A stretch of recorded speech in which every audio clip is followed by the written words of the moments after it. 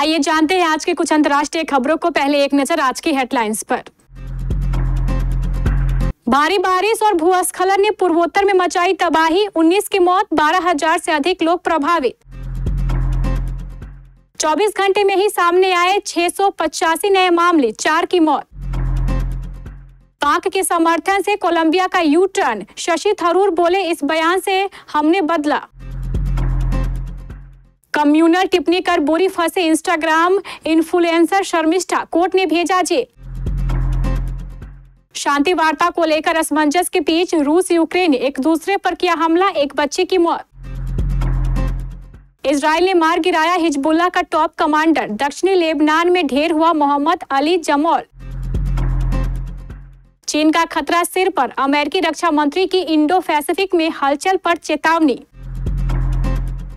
छोटे पर्दे का रियल लाइफ कपल करेगा बिग बॉस 19 में धमाकेदार एंट्री, सलमान खान के शो में आएगा ट्विस्ट।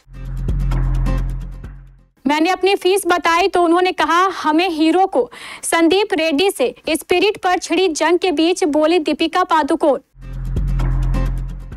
और बदलने जा रहे हैं आईसीसी के कई नियम। देश में समय से पहले आया मॉनसून पूर्वोत्तर में जमकर तबाही मचा रहा है। बीते 3 दिनों में पूर्वोत्तर के मणिपुर, मिजोरम, असम, अरुणाचल प्रदेश, त्रिपुरा में लगातार भारी बारिश, भूस्खलन और बाढ़ में 19 लोगों की मौत हो चुकी है, जबकि 12,000 से ज्यादा परिवार प्रभावित हुए हैं। इन राज्यों में घर गिरने से बड़ी संख्या में लोग बेघर हो गए हैं। नदियां उफान पर है। मौसम विभाग ने सभी राज्यों के लिए अलर्ट जारी किया है। मिजोरम के दक्षिण मिजोरम के लोंग तलाई शहर में भारी बारिश के चलते हुए भूस्खलन के कारण 5 घर और एक होटल ढह गया। इसमें कई लोग फंस गए। लोंग तलाई जिले के सबसे बड़े नागरिक सामाजिक संगठन यंग लाई एसोसिएशन के स्वयंसेवकों के साथ राज्य आपदा प्रतिक्रिया बल और 3री भारतीय रिजर्व बटालियन के कर्मियों द्वारा बचाव अभियान चलाया जा रहा है। भूस्खलन के कारण राष्ट्रीय राजमार्ग 54 अवरुद्ध हो गया है, जिससे लोंग तलाई का संपर्क मिजोरम के सुदूर दक्षिणी जिले सियाहा से कट गया है। पिछले 1 महीने से दुनिया भर में कोरोना संक्रमण के बढ़ते मामले चिंता बढ़ाते जा रहे हैं। भारत में भी इसका जोखिम देखा जा रहा है। केंद्रीय स्वास्थ्य मंत्रालय के कोविड डैशबोर्ड पर साझा की गई जानकारी के मुताबिक 22 मई को देश में कुल एक्टिव केस 257 थे, जो 10 दिनों के भीतर ही अब बढ़कर 3,395 हो गए हैं। एक दिन के भीतर ही 685 नए सक्रिय मामले सामने आए हैं और 4 लोगों की मौत हुई है। केरल में मरीजों की संख्या बढ़कर 1336 हो गई है। महाराष्ट्र में सक्रिय मामले 467, जबकि दिल्ली में 375 है। कोरोना जिस रफ्तार से देश में बढ़ रहा है, वह निश्चित ही लोगों के लिए डर पैदा कर रहा है। स्वास्थ्य विशेषज्ञ पहले से ही कहते रहे हैं कि इस बार फैल रहा वेरिएंट अति संक्रामक है, हालांकि इसकी गंभीरता कम है। चिंताजनक बात यह है कि अगर ये संक्रमण किसी आबादी में फैलना शुरू होता है तो वहां लोग तेजी से इसकी चपेट में आ सकते हैं। ये स्थिति उन लोगों के लिए दिक्कतें बढ़ाने वाली है और गंभीर भी हो सकती है जो 65 साल से अधिक उम्र के हैं।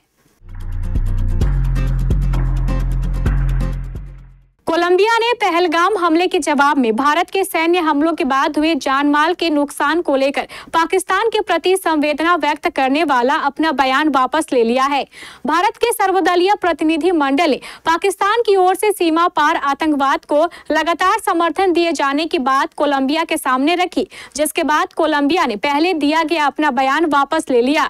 सर्वदलीय प्रतिनिधि मंडल का नेतृत्व कर रहे कांग्रेस नेता और सांसद शशि थरूर ने कोलंबिया के उप विदेश मंत्री रोजा लियोआंडा विलासवेंसियो से मुलाकात के बाद बोगोटा की ओर से विवादास्पद बयान वापस लिए जाने की पुष्टि की। भारतीय सांसदों के साथ सर्वदलीय प्रतिनिधि मंडल 22 अप्रैल को हुए पहलगाम हमले के बाद आतंकवाद के खिलाफ लड़ाई के प्रति भारत के रुख से अवगत कराने के लिए विभिन्न देशों की यात्रा कर रहे हैं। कोलकाता पुलिस ने इंस्टाग्राम इन्फ्लुएंसर शर्मिष्ठा पनौली को गिरफ्तार करने के बाद आज कोलकाता के कोर्ट में पेश किया। शर्मिष्ठा पर सोशल मीडिया पर सांप्रदायिक टिप्पणी करने का आरोप है। शर्मिष्ठा पनौली पुणे की एक लॉ यूनिवर्सिटी की छात्रा है और उसे शुक्रवार रात गुरुग्राम से गिरफ्तार किया गया था। न्यूज एजेंसी की रिपोर्ट के मुताबिक पुलिस सूत्रों ने बताया है कि शर्मिष्ठा पनौली ने इंस्टाग्राम पर एक वीडियो पोस्ट किया था जिसमें उसने ऑपरेशन सिंदूर को लेकर बॉलीवुड अभिनेताओं की चुप्पी पर सवाल उठाए थे। इस वीडियो में सांप्रदायिक टिप्पणियां भी की गई थी जिस पर सोशल मीडिया यूजर्स ने तीखी प्रतिक्रिया दी थी। रूस यूक्रेन के बीच शांति वार्ता को लेकर असमंजस के बीच शनिवार को दोनों देश एक दूसरे पर हमला कर रहे हैं। यूक्रेनी वायुसेना ने कहा है कि शनिवार को रूस की ओर से किए गए मिसाइल हमले में एक बच्चे की मौत हो गई जबकि एक किशोर घायल हुआ, जबकि रूसी वायुसेना ने कहा है कि यूक्रेनी ड्रोन हमले में 14 लोग घायल हो गए। नए हमलों के बाद इस्तांबुल में रूस की ओर प्रस्तावित शांति वार्ता में यूक्रेनी राजनयिक के शामिल होने से लेकर असमंजस बरकरार है। यूक्रेन की वायुसेना ने कहा है कि रूसी सैनिकों ने शनिवार को यूक्रेन में लगभग 109 ड्रोन और 5 मिसाइलें दागी। 3 मिसाइलों और 42 ड्रोन को हवा सुरक्षा द्वारा नष्ट कर दिया गया, जबकि अन्य 30 ड्रोन बिना किसी नुकसान के अपने लक्ष्य तक नहीं पहुंच सके। ज़पोरिजिया के गवर्नर इवान फेडोरोव ने बताया है कि ज़पोरिजिया क्षेत्र के डोलिंका गांव में हुए हमले में एक 9 वर्षीय लड़की की मौत हो गई और 16 वर्षीय किशोर घायल हो गया। हमलों के बाद एक घर नष्ट हो गया, साथ ही कई अन्य घर, कारों और बाहरी इमारतों को नुकसान पहुंचा।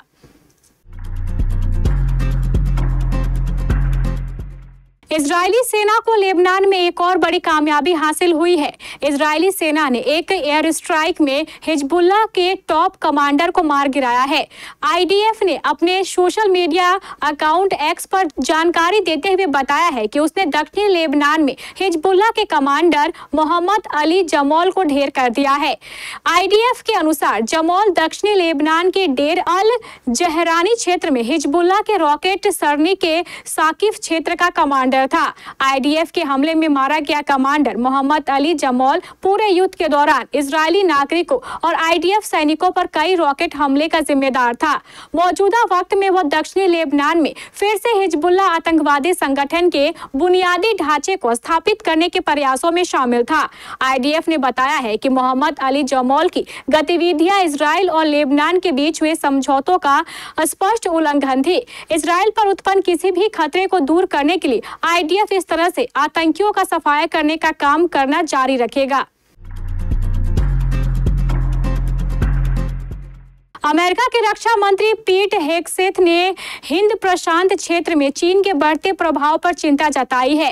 हेगसेथ ने शनिवार को कहा है कि इंडो पैसिफिक में चीन के खतरे को नजरअंदाज नहीं किया जा सकता है। उन्होंने अपने सहयोगियों को भी भरोसा दिलाया है कि चीन के बढ़ते सैन्य और आर्थिक दबाव का सामना करने के लिए अमेरिका उन्हें अकेला नहीं छोड़ेगा। पीट ने चीनी सेना के युद्ध अभ्यासों को ताइवान पर हमले की तैयारी का संकेत मानते हुए चीन के साथ भविष्य में सैन्य संघर्ष की भी चेतावनी दी है। पीट हेगसेथ ने सिंगापुर में एक सुरक्षा सम्मेलन में कहा कि चीनी सेना का ताइवान के पास खतरा वास्तविक है। ऐसे में अमेरिका विदेशों में अपनी रक्षा स्थिति मजबूत करेगा ताकि बीजिंग से तेजी से बढ़ते खतरे का मुकाबला किया जा सके। चीन ने हालिया समय में ताइवान के आसपास सैन्य अभ्यास किया है। अमेरिका इसे चीन की ताइवान की नाकाबंदी के परीक्षण की एक्सरसाइज मान रहा है। बिग बॉस 19 का फैंस इंतजार कर रहे हैं और नए सीजन को देखने के लिए उत्साहित हैं। शो के नए सीजन को लेकर चर्चाएं तेज हो गई हैं और बताया जा रहा है कि इस बार भी इसे सलमान खान ही होस्ट करेंगे। मीडिया रिपोर्ट्स की माने तो शो में इस बार बहुत कुछ दर्शकों को नया देखने को मिलेगा। इस सीजन बिग बॉस के घर में सिर्फ सेलेब्स बंद होंगे। इस बार शो का हिस्सा ना ही यूट्यूबर्स होंगे और ना ही सोशल मीडिया इन्फ्लुएंसर होंगे। अब टीवी की एक पॉपुलर जोड़ी को शो के लिए अप्रोच किया गया है। लेटेस्ट खबरों के मुताबिक टीवी इंडस्ट्री के पॉपुलर कपल राम कपूर और Gautami Kapoor big boss season 19 के लिए मेकर्स ने अप्रोच किया है। अब तक इस पर ना ही कपल ने और ना ही कोई आधिकारिक बयान मेकर्स ने जारी किया है। हालांकि अगर गौतमी और राम शो में हिस्सा लेते हैं तो उनके चाहने वाले काफी खुश हो जाएंगे। ये इस सीजन का सबसे बड़ा सरप्राइज बन सकता है। ये खबर जानकर फैंस जरूर उत्साहित हो जाएंगे। फिलहाल फैंस को सच्चाई जानने के लिए इंतजार करना होगा। प्रभास स्टारर और संदीप रेड्डी वांगा निर्देशित स्पिरिट में पहले दीपिका पादुकोण को कास्ट किया गया था, लेकिन एक्ट्रेस की मोटी फीस की डिमांड से लेकर शिफ्ट टाइमिंग रजिस्ट्रेशन के चलते वांगा ने उन्हें फिल्म से बाहर का रास्ता दिखा दिया। इन सब के बीच संदीप रेड्डी वांगा और दीपिका पादुकोण के बीच जंग छिड़ गई है और दोनों एक दूसरे पर आरोप लगा रहे हैं। वहीं अब एक्ट्रेस की एक वीडियो वायरल हो रही है जिसमें वे वांगा को एक्सपोज करती नजर आ रही है। वायरल हो रहे वीडियो में दीपिका पादुकोण स्पिरिट विवाद पर बात करते हुए अपनी फीस और फिल्म पर पूरी बात रखती है, जिसके बाद कहा जा रहा है कि दीपिका ने संदीप को करारा जवाब दे दिया है। वायरल वीडियो में दीपिका कहती हैं, एक डायरेक्टर ने फिल्म का ऑफर दिया था, क्रिएटिविटी मैंने इसे पसंद किया था। जब पैसों की बात की गई तो मैंने कहा ओके मैं इतना चार्ज करूंगी। फिर उन्होंने कहा एक्चुअली हम इतना अफोर्ड नहीं कर सकते, हमें मेल लीड एक्टर को भी लेना है। तो मैंने कहा ओके, फिर टाटा बाय बाय। अंतर्राष्ट्रीय क्रिकेट परिषद अगले महीने से क्रिकेट के नियमों में कुछ बदलाव करने जा रही है। वनडे में अब एक गेंद का नियम फिर से लागू होगा। टेस्ट क्रिकेट में ये बदलाव जून से लागू होंगे, वहीं सफेद गेंद वाले क्रिकेट में ये नियम जुलाई से लागू होंगे।